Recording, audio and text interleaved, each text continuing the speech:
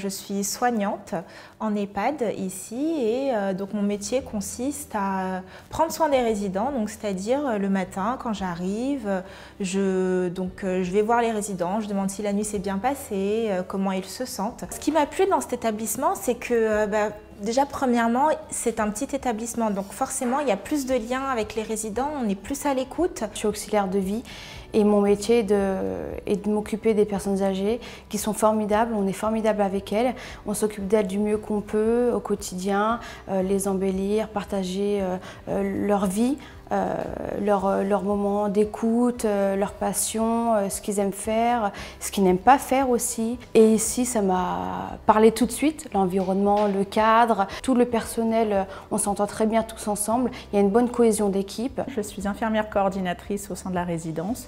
Je suis arrivée il y a 9 mois. Mon rôle avant tout, c'est d'être infirmière auprès des résidents qui sont accueillis à la résidence. Donc j'organise ma matinée en fonction des soins qu'il y a, distribution des traitements, prise de sang, pansement. Et l'après-midi, je suis plus dans le rôle coordinatrice. Si j'ai choisi cette résidence Bridge, c'est le fait de cette proximité avec les résidents, une petite structure. On a plus de relationnel, avec les familles c'est plus facile aussi puisque on arrive à apprendre les résidents en peu de temps puisque moi ça fait 9 mois que je suis ici et j'ai déjà un lien avec eux et avec les familles. Donc pour moi c'est important cette proximité et ces petites structures.